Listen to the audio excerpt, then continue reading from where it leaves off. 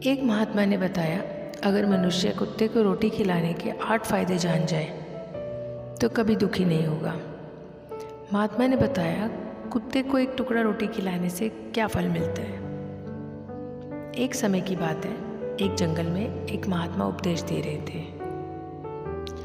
तभी सबल नाम का एक शिष्य ने पूछा, गुरुदेव, मेरे मन में एक प्रश्न उठ रहा है।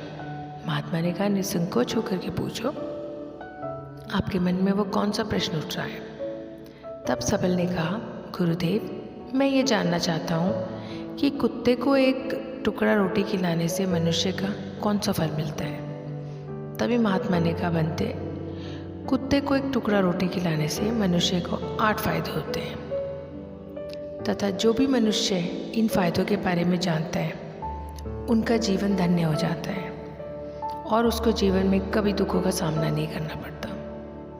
जो भी मनुष्य पृथ्वी लोक पर कुत्ते को एक टुकड़ा रोटी खिलाता है उसे 8 फायदे होते हैं और वो जीवन भर सुखी रहते हैं और उसे मृत्यु के बाद मोक्ष की प्राप्ति होती है। महात्मा ने कहा, अक्सर मनुष्य कई मौक़ों पर कुत्ते का नाम लिया करते हैं। किसी को गाली देते समय भी मनुष्य की ज़ुबान पर कुत्ते का नाम होता है।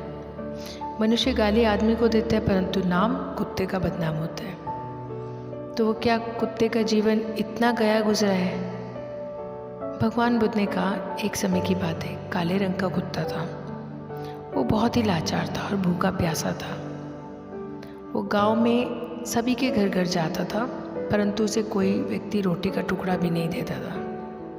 वो भूख के मारे इधर उधर घूमता रहता था। एक दिन वो गांव के बाहर नदी के किनारे एक ऋषि के आश्रम पर पहुंचा और ऋषि से कहने लगा, मुनिवर, मुझे लगता है आप बहुत ही विद्वान हैं, ज्ञानी हैं, इसलिए मैं भूखा प्यासा आपके पास आया हूँ।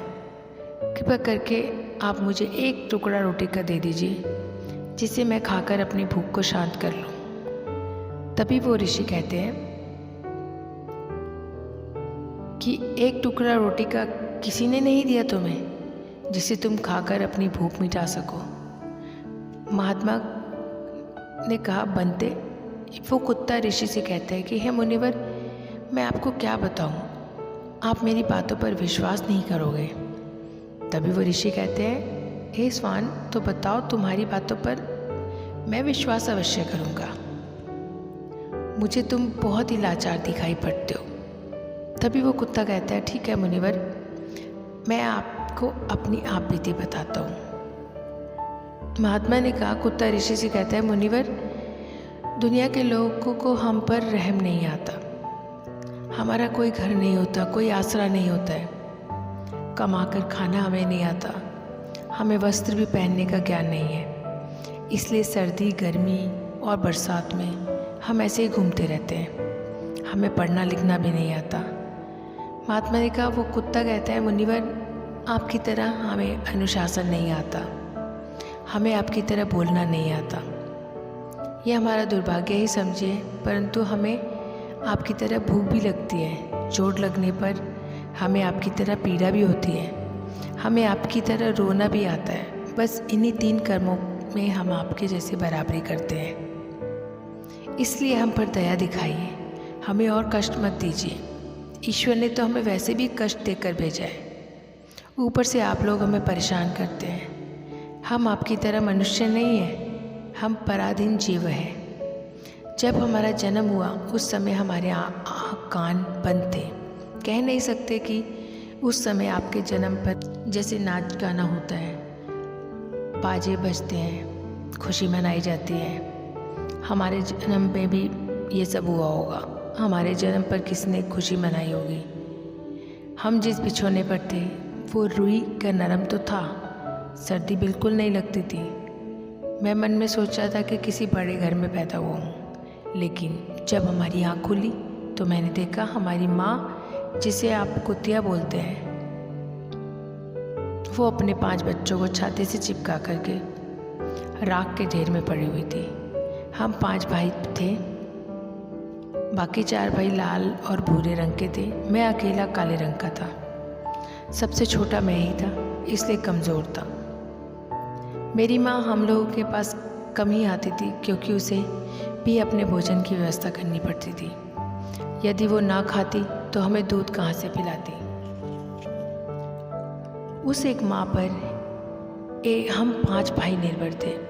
वो बेचारी अपने भोजन के लिए इधर उधर दौड़ती रहती थी। कभी भोजन मिल जाता था, कभी नहीं मिलता था, लेकिन वो हमेशा हम 5 का बड़ा ख्याल रखती थी। आखिर वो हमारी माँ थी। वो रात भर जागकर गांव की रखवाली करती थी। किसी की मजाल नहीं थी कि कोई अनजान आदमी पूरी नीयत से गांव की तरफ भी झांक जाए। दूसरे गांव के कुत्ते भी हमारी माँ के डर से गांव में नहीं आते थे। गांव के किसी किसान के खेत में कोई जानवर खड़ी फसल खाने आते तो हमारी माँ उसे दौड़ करके भगा देती। गांव वालों के लिए इतना सब करने के बाद भी कोई मनुष्य तो हमारी माँ को भोजन तक नहीं देता था। भोजन के लिए हमारी माँ को मजबूर होकर छीना झपटी करनी पड़ती थी। कई बार तो लोग उसे डंडों से पीट पीट कर भगा देते थे। बेचारी उस दिन भूखी प्यासी रह कर के पेट की आग से जलती रहती थी। महात्मा ने कहा, वो कुत्ता कहता है कि मुनिवर, आखिर भूख तो हमें भी आपकी तरह ही लगती है। ऊपर से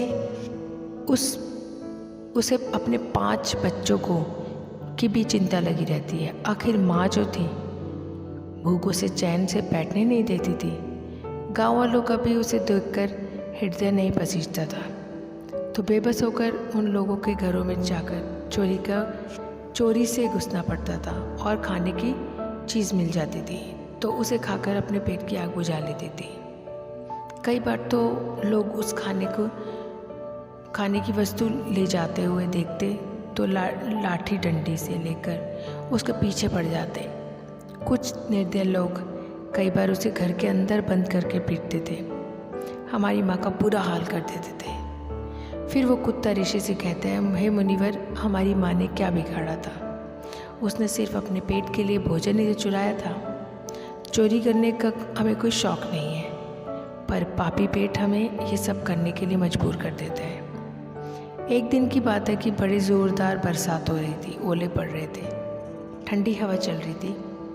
उस ठंड से ठिठुर कर हमारे 3 भाई मर गए। उस दिन हमारी माँ बहुत रोई थी, लेकिन मनुष्य हमारी पीड़ा को नहीं समझे, क्योंकि उसके बच्चे थोड़ी ना मरे थे। वो कुत्ता क्या कहता है कि मुनिवर, अब हम सिर्फ 2 भाई रह गए थे। हमारी माँ हम दोनों को अच्छे से देखभाल करने लगी। फिर एक दिन उसी गांव में ठाकुर साहब के घर दावत चल रही थी और अनेक प्रकार की मिठाइयाँ बन रही थी। ठाकुर साहब के घर काफ़ी मेहमान आए हुए थे।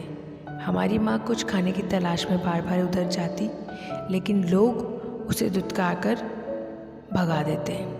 किसी ने उस पर इतनी तरस नहीं खाया कि एक रोटी उस बेचारी को खाने को फेंक दे। एक रोटी से उनका क्या बिगड़ जाता।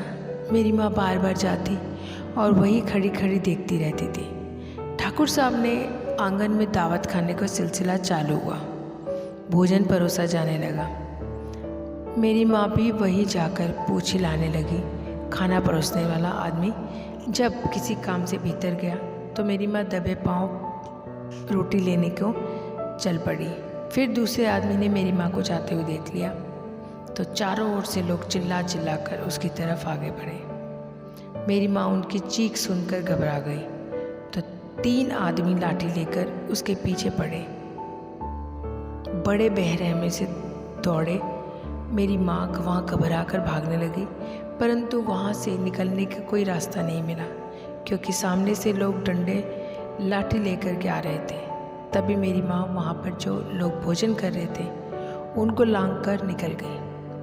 महात्मा ने कहा, आगे वो कुत्ता कहता है कि मुनिवर, मेरी माँ अपने निकलने पर इतना हैरान नहीं हुई थी जितना कि उन लोगों को देख कर हुई थी। जब वो वहाँ दावत खा रहे थे, वो सब खड़े हो गए और उन्होंने भोजन करना छोड़ दिया।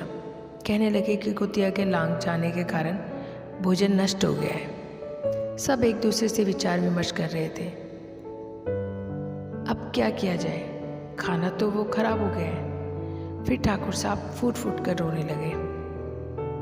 कुछ लोग तो ये भी कह रहे थे कि भाई कुतिया के लांघने से क्या भोजन खराब कैसे हो गया, उसने खाने में या पतलों में मुंह थोड़ी मारा है, सिर्फ ऊपर से तो लांघ कर गई है। और कहने लगे कि शहरों में तो लोग कुत्ते को पाल कर घर के अंदर सुलाते भी हैं और खिलाते भी हैं, तो इसमें कोई बुरी बात नहीं है। अगर कुतिया लांघ कर गई है तो भोजन खराब नहीं हुआ। लेकिन उनमें से कुछ लोग बड़े घरों से ताल्लुक़ रखते थे, उन्होंने एक भी नहीं चलने दी। कह रहे थे कि भोजन तो भ्रष्ट हो गया, अब ये हमारे खाने लायक नहीं है। आखिरकार उन्हीं की बात मानी गई। अब वो सारा भोजन गरीबों में बांट दिया गया। उस दिन मेरी माँ को खूब पेट भर के खाना मिला और ऐसा सुख उसने जीवन में कभी नहीं पाया था। लेकिन वो सुख उसके लिए बड़ी मुसीबत बन गई। वो भोजन करके वहाँ आराम से लेटी हुई थी, उतने में वहाँ ठाकुर डंडा लेकर आ गए और उसे बुरी तरह से पीटने लगे। इस बार भागने का भी कोई अवसर नहीं मिल पाया। डंडे की चोट से वो बुरी तरह से चिल्लाने लगे। माँ का विलाप सुनकर पत्थर भी पसीज जाते हैं, पर उस निर्दय को उस पर जरा भी रहम नहीं आया। वो उसे कठोरतापूर्वक पीटता रहा। माँ का वो शोर पूरे गांव में सुनाई दे रहा था। तब कुछ लोग आए और उसे समझाते हुए बोले कि ठाकुर साहब जाने दो, भूख में तो आदमी की बुद्धि भ्रष्ट हो जाती है। ये तो एक पशु है, इसे अच्छे बुरे का ज्ञान नहीं है। अब इसे मारकर आपको क्या मिलेगा? जो होना था सो हो गया। लोगों के समझाने के बाद उसने माँ को पीटना बंद किया। माँ ने आकर के सारी दोनों भाइयों को सुनाई। हमने सोचा कि कितना कष्ट भरा है हम कुत्तों का जीवन। कुत्ता कहता है, मुनिवर एक दिन की बात है, उसी गांव के बाहर एक ब्राह्मण आकर ठहरा। उसने अपने भोजन के लिए एक जगह पे चूल्हा लगाया और उस पर दाल बनाने के लिए रख दी। उसके बाद आटा गूंथ कर रख दिया और वहीं पास में कुएं पर पानी लेने के लिए चला गया। इधर कहीं से मेरी माँ भी घूमती घूमती वहीं पहुँच गई। उसने आटे को देखा तो सोचने लगा शायद इस आटे का कोई मालिक नहीं है। यही सोचकर उस आटे को खाने लगी। उधर उस ब्राह्मण ने कुएं के पास से देखा और उसका आटा एक कुतिया खा रही है। बड़ा ही दुखी हुआ और वो बेचारा रोने लगा, क्योंकि वो भी 2 दिनों का भूखा और थका हुआ था। कुछ लोगों ने उसे कहा, अरे ब्राह्मण देवता, इस कुतिया ने तुम्हारा भी आटा खराब कर दिया। इसने ठाकुर साहब की पूरी रसोई बिगाड़ रख दी कल। ब्राह्मण दुखी हुआ, बोला, भाई मुझे क्या मालूम था कि ये दुष्ट कुतिया मेरे आटे को खाने के लिए घात लगाए बैठी है। ब्राह्मण ने ना आप देखा न ताप, लाठी लेकर उस कुतिया के ऊपर टूट पड़ा। माँ उस आटे को ठीक से खा भी नहीं पाई थी, पर उससे ज़्यादा उस पर लाठी बरस गई। महीने तक मेरी माँ लड़खड़ाते हुए घूमती रही। तब उस दिन समझ में आया कि आदमी कितना खुदगर्ज है।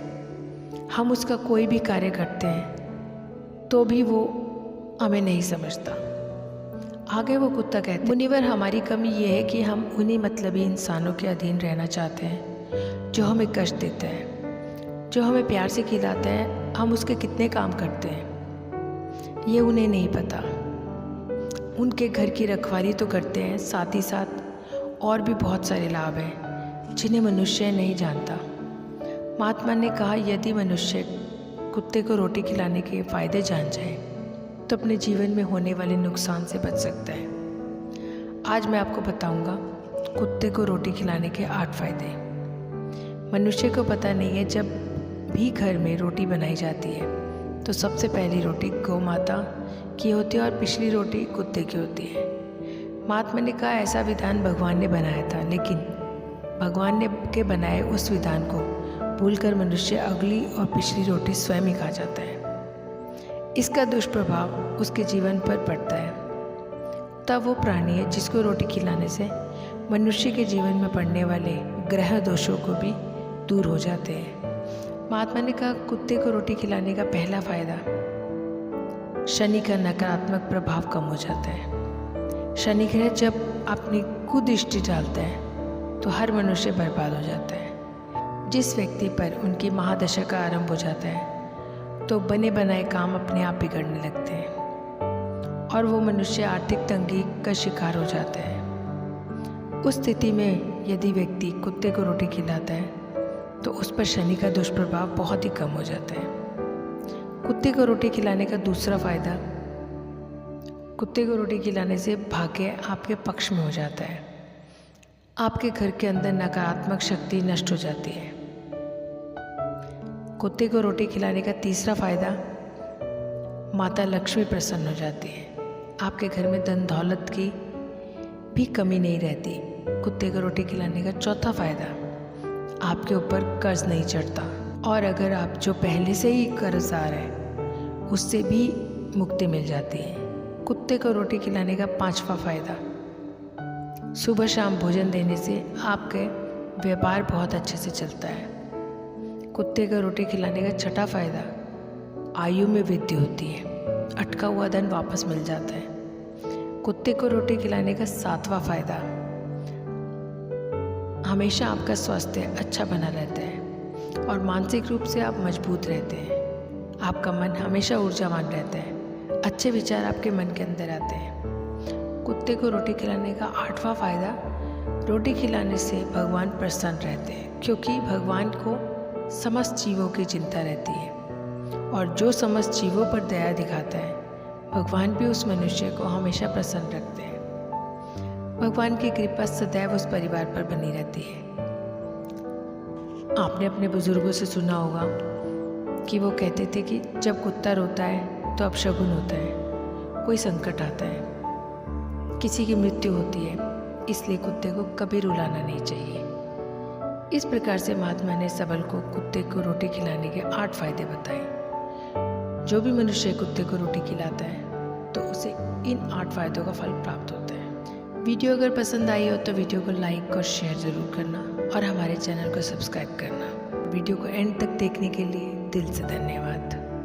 और मैं हमेशा कहती हूँ अपने माता पिता को प्यार, सम्मान, समय ज़रूर दिया करें। माता पिता जैसे इस धरती पर कुछ नहीं है। जय श्री राम।